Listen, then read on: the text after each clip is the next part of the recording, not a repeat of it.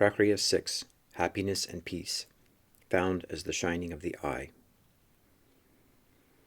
After the previous Prakriyas, which are concerned with the aspects of existence and consciousness, there follows an examination of Ananda, or happiness. This Prakriya begins with the common experience of desiring an object. Why is the object desired? Evidently, the mind that desires feels a want or a lack. The object is desired to fill that want. When a desired object is successfully attained, the mind feels fulfilled, in a state of happiness. But what exactly is that happiness? As it fulfills the wanting mind, from where does it come? Habitually, as our minds desire objects, we think of happiness as something that is found in them. But of course this isn't true. An object may or may not bring happiness, depending on the time and the occasion. As Sri Atmananda points out, in Atmananda Tattva Samhita, Talk 1, Where We Stand, an object that brought happiness in childhood can all too often cease to bring happiness as one grows old. So happiness cannot really be intrinsic to the objects of our senses and our minds. But then, if not in objects, where in truth can happiness be found? Can it be in the mind?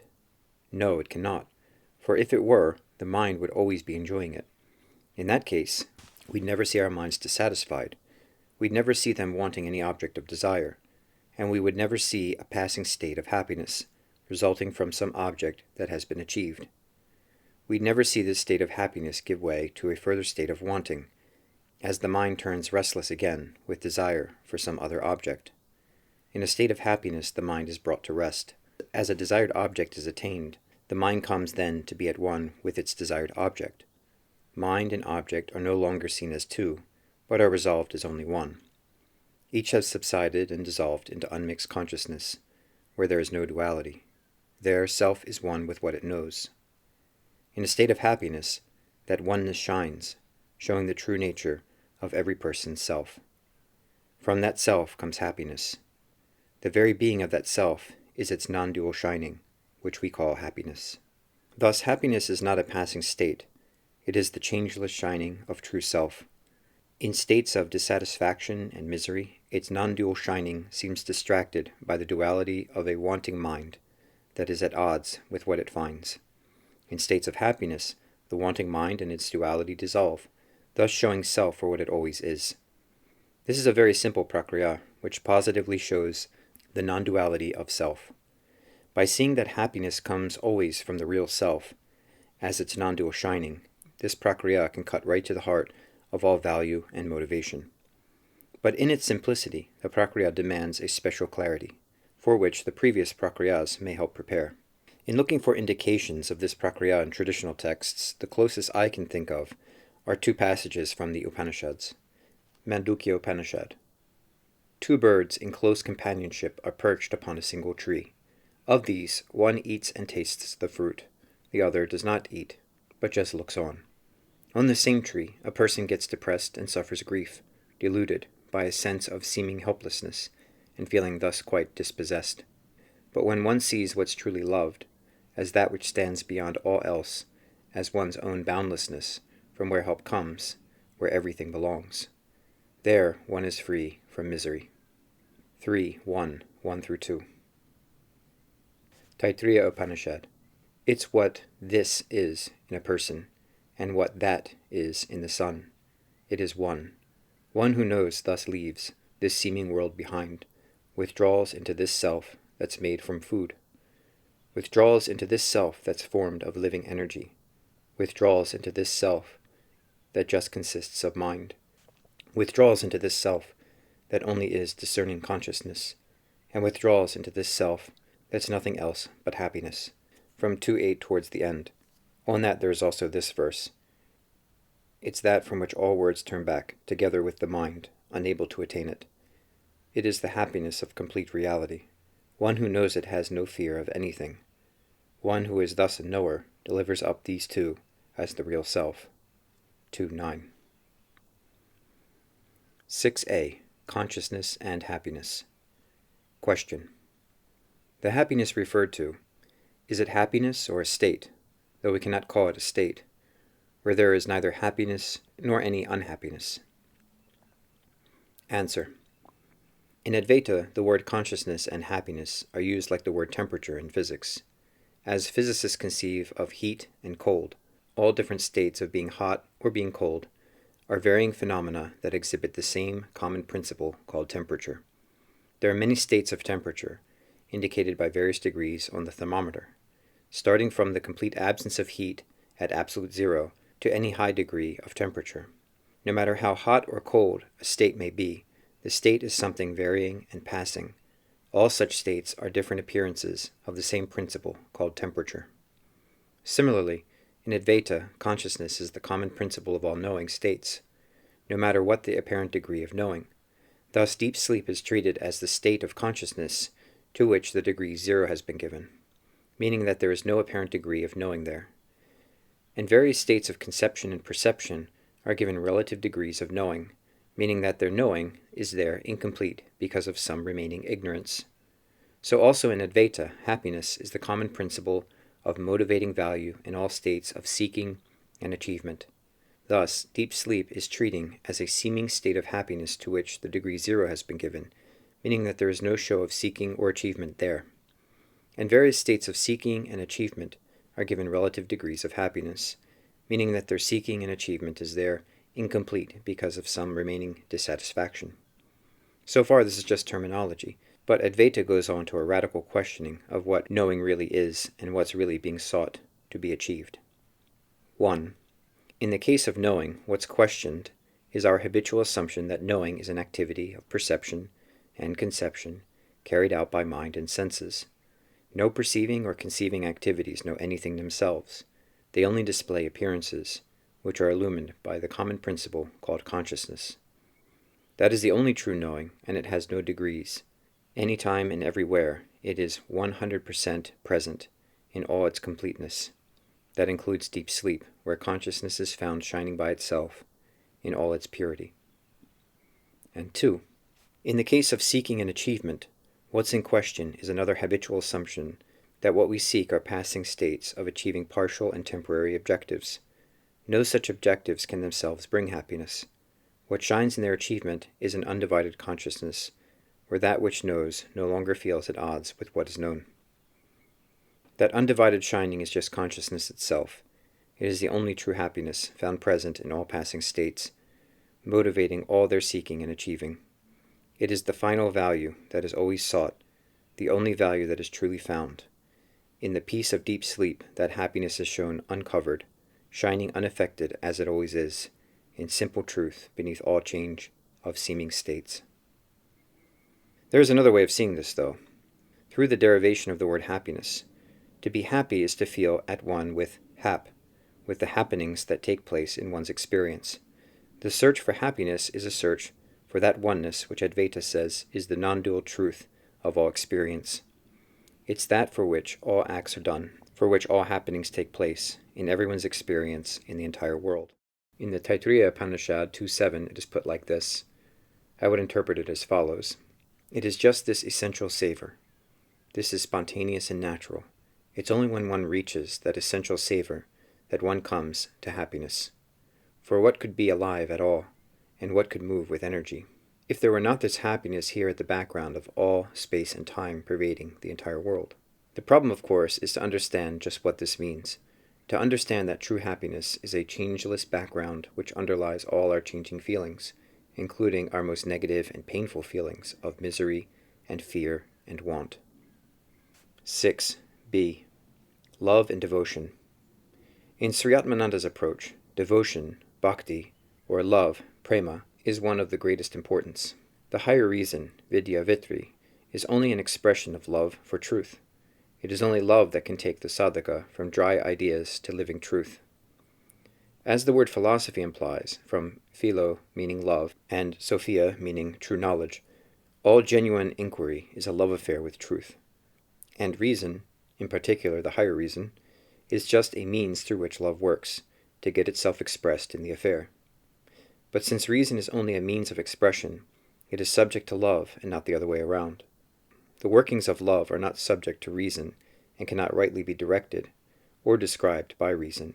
The only proper use of reason is to question false beliefs. in search of a truth that is loved beyond all else. It is only through such an all-consuming love that every last remaining trace of falsity may be surrendered on the way to truth. Just how love works through this surrendering inquiry is not a subject to which reason properly applies. When a sadhaka's love for the truth is genuine enough, that love for truth manifests itself in the form of a teacher and of sadhanas, or investigations, which are thereby taught. There is, of course, a deeply emotional side to this, but it is a side that has to be dealt with in its own right, as a highly delicate matter between teacher and disciple, expressed in a way that must be specifically natural by their own particular conditions and circumstances. Sri Atmananda himself was a Krishna Bhakti, and his teacher asked him to undertake the traditional Bhakti sadhana of Radha Hridaya Bhavana, contemplation on the heart of Radha, who took Krishna as her lover. And arising directly from this sadhana, Sri Atmananda composed a poetic work called Radha Madhavam. The work is composed in very lyrical and passionate Malayalam, as it describes a transcendence of Radha's personal desires into a pure love for non-dual self. Long after it was composed, Sri Atmananda was once persuaded to try translating it into English. He sat down to do so, but after a while gave up, saying that the mood just wouldn't come. An English disciple, John Levy, did make a sort of translation, but it comes across as rather quaint, thus sadly missing out on the searing power and spirit of the original. Unlike the reasoned discourse of Atma Darshan and Atma Nirvritti, which Sri Atmananda did very effectively translate into English, the impassioned bhakti of Radha Madhavam was not thus translated by Sri Atmananda himself. Perhaps it was too specific to the particular traditional environment in which it was composed. In his reasoned discourses, Sri Atmananda did sometimes speak about devotion and love, but he did not elaborate here nearly as much as when he spoke of the existence or consciousness aspects of truth, and he emphasized that, in the end, the heart or the devotion aspect must be left to itself, as beyond the jurisdiction of the head or any intellect. Even so, in Nitya Tripta's Notes of Spiritual Discourses of Sri Atmananda, there are some brief discussions of devotion and love, usually in relation to knowledge. A few of them are appended below. What is the nature of love in its application? Note 265. If you love another for his or her gross and external qualities alone, that love is of the lowest type. But if you love the other, knowing that it is the life principle alone in the other that you love, then that love becomes sublime. And lastly, if you love the other, knowing that it is that which transcends the attributes that you love, the attributes of body, senses, and mind, there the otherness vanishes at once. That love is the most sublime, and is the absolute itself.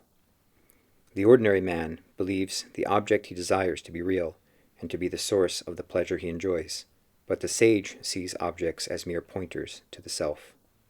Love and how to love. Note 360. All worldly love is merely bargaining, and always has its opposite attached to it, ready to express itself when the consideration anticipated is in any way obstructed.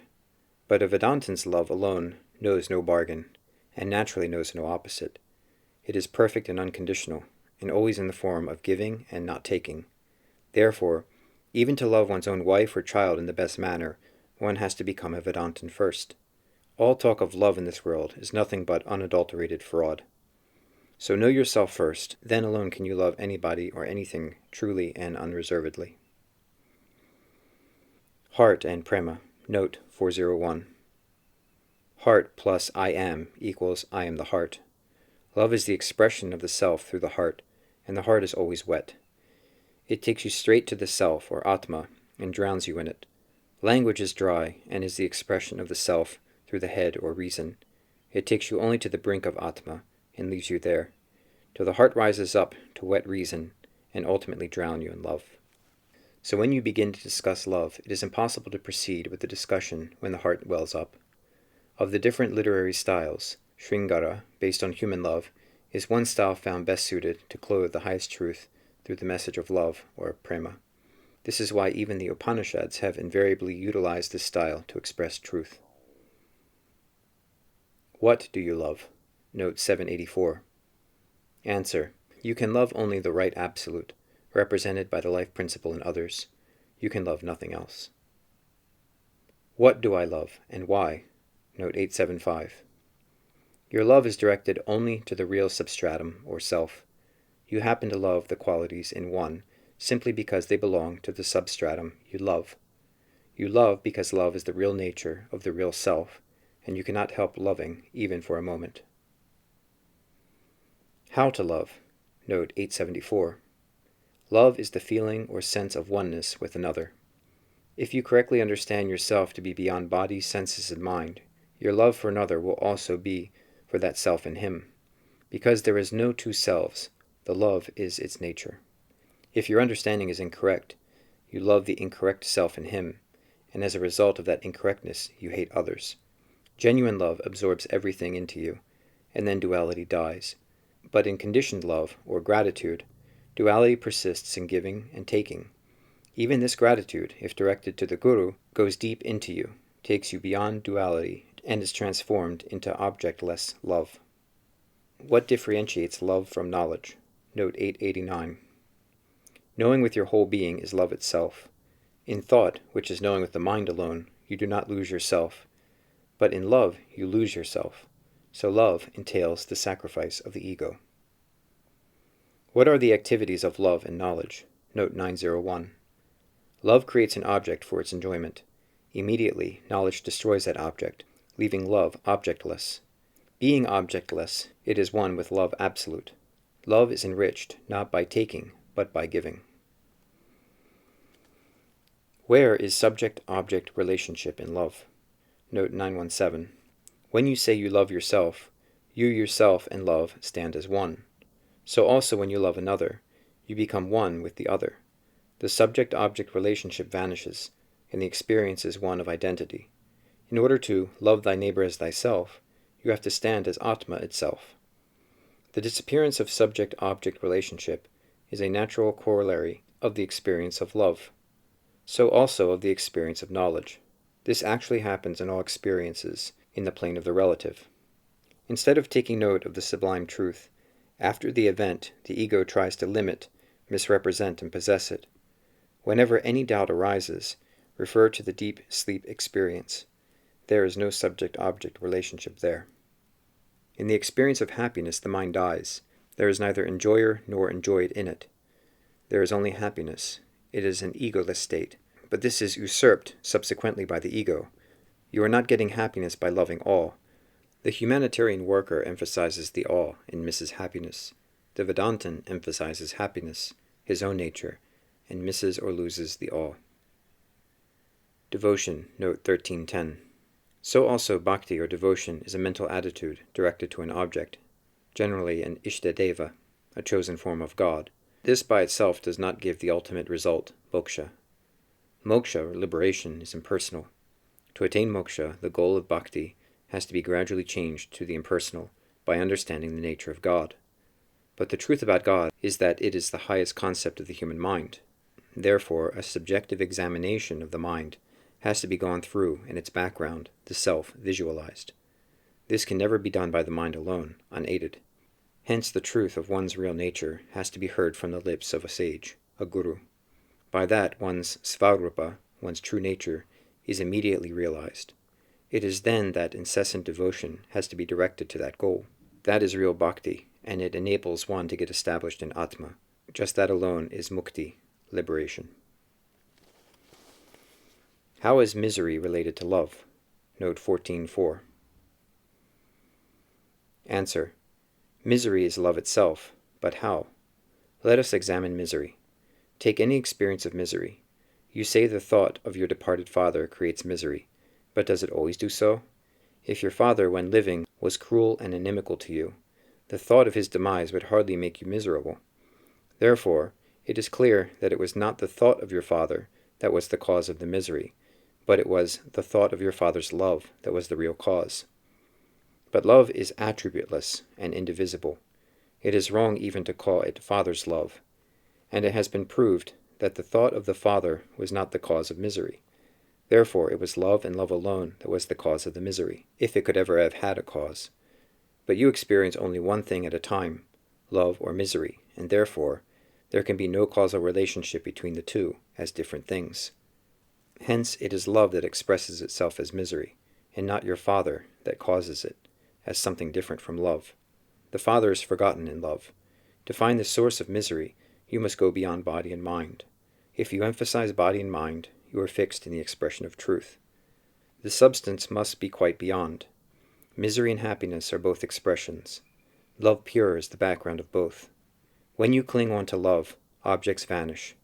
But when you cling on to objects, love is not perceived as such. Where there is no love, there is no misery. So love goes into the make of misery. Misery is love itself. It is the illusory concept of time that makes love appear as misery. If you separate love from misery, misery is not. What is Bhakti? Note 1410. Answer. You cannot have Bhakti for something non-existent, nor can you have it toward anything you do not know. Every object of Bhakti has two aspects, the impermanent or non-existent form, and the permanent or the real consciousness. Bhakti should be directed to the latter aspect, and the former can be blissfully ignored when it has fulfilled its legitimate purpose. The purpose of the form is only to arrest your attention and to enable you to direct it to consciousness, which is its background. The consciousness can never be objectified. That is always the ultimate subject. It is the devotee himself and thus indivisible. Therefore, a real devotee can only and need only direct his attention to the consciousness in him. This is real bhakti, and it immediately yields peace or ananda, which is consciousness itself. This is Vastu-tantra, the outcome of truth. Sri Shankara defines real bhakti of the highest order as follows in Viveka-Chudamani. Among all ways of seeking to be free, it's love that is best, one must agree. To question one's own truth, to ask what's there, that is the love of those who wish to ask with care. 31. Insatiently clinging to one's own real nature is variably termed bhakti. Bhakti, for anything other than this, is really unworthy of the name.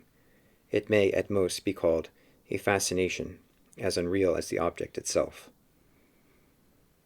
Question. Do you mean by reason the mind that needs to be appeased by practices to let Brahman shine? Answer. No. The mind that needs to be appeased is what Sri Atmananda called lower reason.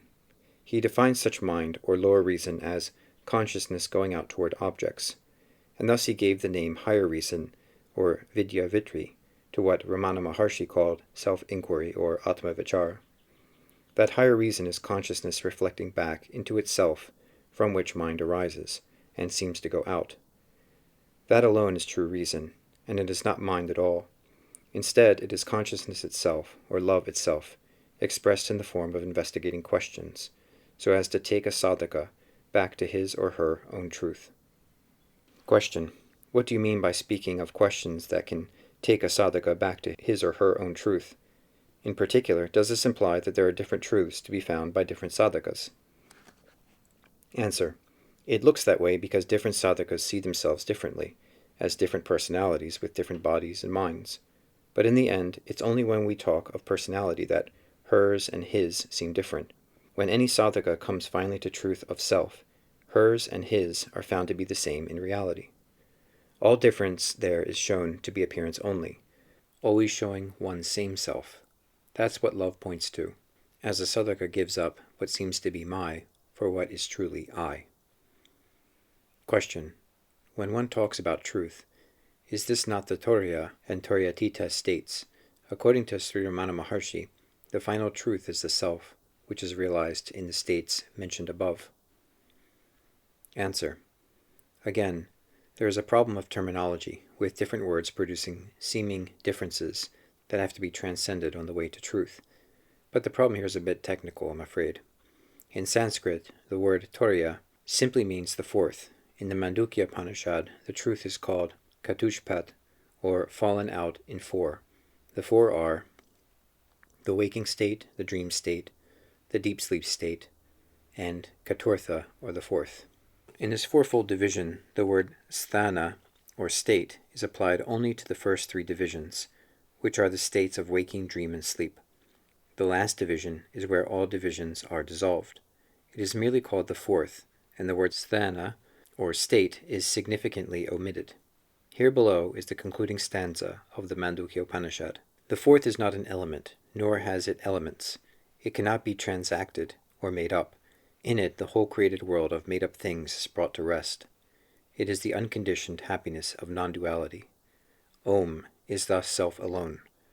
One who knows that joins back through self into the truth of self. In this interpretation, the fourth is not a state that comes and goes. Instead, it is a non-dual reality beyond all change and movement. It is the unchanged reality described by the mantra Om. It is the fourth, merely in the sense that it is beyond the three states of waking, dream, and sleep. These three are states that come and go. The fourth is the reality that's found beyond these changing states. It is that which stays the same. While they come and go, each one of them shows it alone and nothing else. However, there is also another interpretation in which the fourth refers to a state of nirvikalpa samadhi, which is forcibly entered through the waking state. Such a samadhi state does come and go, but it is taken as a special gateway from the waking state to changeless truth. Then the word turiya, which is just another Sanskrit word for fourth, is used to describe a changing state, and the changeless truth is described as turiyatita or beyond turiya. Sometimes even turiyatita is spoken of as a higher state, beyond turiya, and then the changeless state has to be conceived as turiyatatita or beyond turiyatita. So the conceiving of higher and higher states can go on infinitely, as long as a sadhaka keeps thinking in terms of changing states. To avoid this endless elaboration of terminology, Sri Atmananda recommended a simple questioning of the experience of deep sleep in its own terms, and he said that this questioning could well be carried out in the waking state by reflecting into the objectless depth of waking consciousness, for it is the same objectless depth which stays present in all dreams and in deep sleep as well. As the experience of deep sleep is considered, the consideration can take a sadhaka, reflecting down beneath all waking assumptions into a knowing relaxation that dissolves all pettiness of ego into unconditioned truth. But that knowing relaxation needs the help of truth itself, arising in the form of a karana guru. A karana guru is a teacher who is at one with karana, the innermost source within each sadhaka. According to Sri Atmananda, love for such a teacher is the highest devotion, and it is utterly beyond all reasoned questioning, through which the teaching is conveyed.